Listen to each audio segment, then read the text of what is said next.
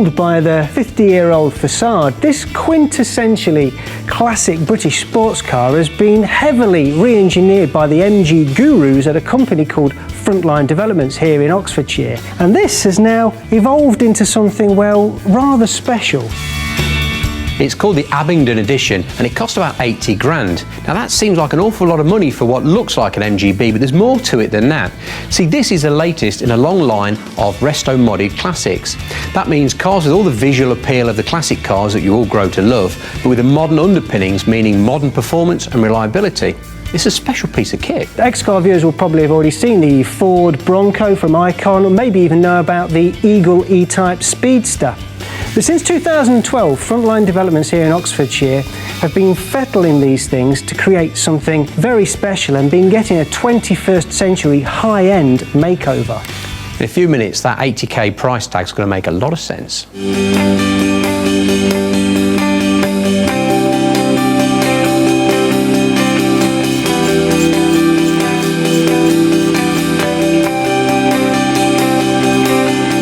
MGs, in my mind, they're just a great little car. They were the working man's sports car of their day. You either have always been in one, or you've always known of someone who's had one, or your dad's had one, or your grandparents, or your next door neighbour, or the milkman. But it's just a car that everyone can relate to and really enjoy. All of our customers who appreciate the detail, they're not just walking into a showroom and saying, I'll have that one, do you do it in black or grey? Every single car is typically a good 2 to 3 days with each customer to spec. People will sit down and spend 4 to 5 hours having their seats built to the shape of them. It's not very often that you can commission a car from flat steel to a rolling driving vehicle. So we try and make sure that every part of it is absolutely perfect for that person. I just love knowing the fact that our cars are out there and being enjoyed as opposed to being a piece of art sat in a garage somewhere.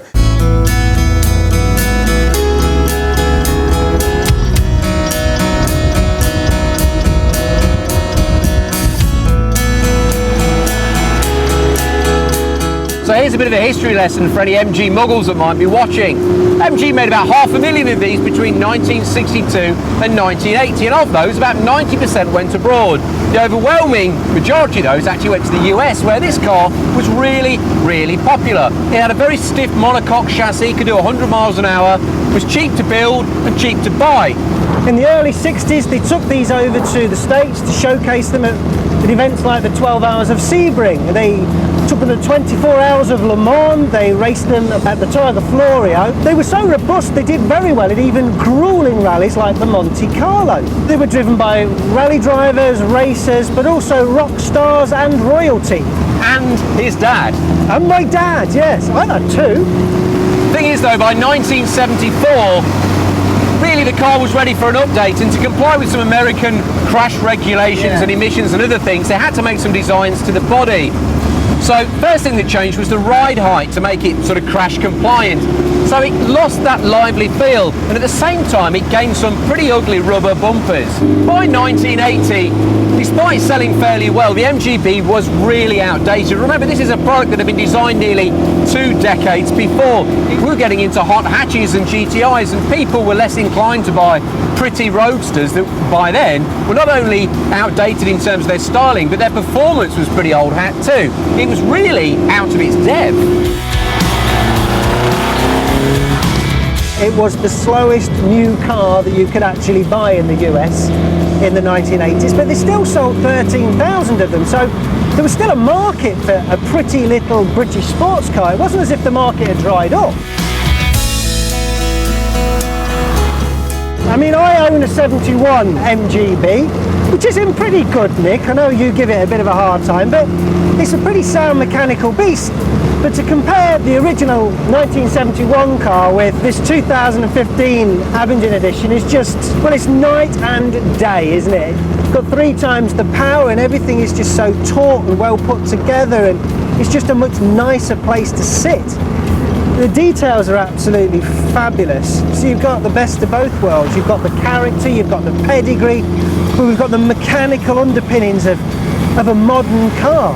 We've got what looks like an original radio, but actually the front flips off, so you've got all your USB and all the other basic things you take for granted now in a modern car. This has been built from the ground up, so it's very important to recognise that this isn't just a pretty body over some crusty mechanicals. This was designed from the ground up to be a real modern day performance sports car. That means engine 2.5 litre for the Mazda 6, transmission 6-speed manual gearbox, decent disc brakes all round, decent suspension, and as you can probably hear from the noise, it goes like stink!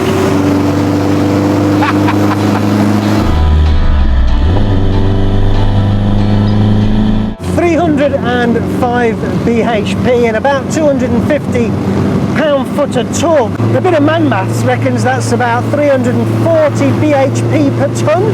It'll hit 60 in about 3.8. They've ditched the cart springs at the back, so it no longer has leaf springs. It has fully adjustable coil-over suspension on the back. Panhard rod, still has the live axle of course, because they have to have that so that this can be homologated. Is this engineering speak you're doing now? I read it somewhere.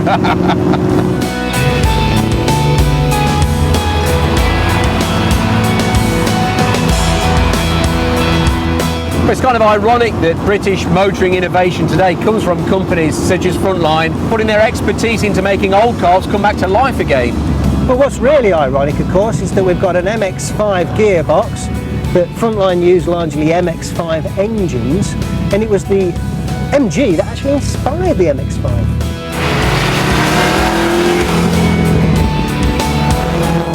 So there you have it, the MG Abingdon Edition from Frontline Developments. It's an absolutely stonking little car, and it's so balanced, it's got bags of oomph. It's sharp and it's fresh. What I like about it is it's not only cosmetically absolutely perfect, unlike so many other restored MGs and MGBs. What I like about it is the mechanics from the ground up are absolutely fresh, solid, and they give fantastic performance. I mean, it really does go like stink. I love that. What else do you get for the money? Well, I mean, I suppose the nearest proper rival would be the E-Type Speedster, which is about £650,000. When you think about this, that's an absolute bargain. See, I told you those numbers would make sense in the end.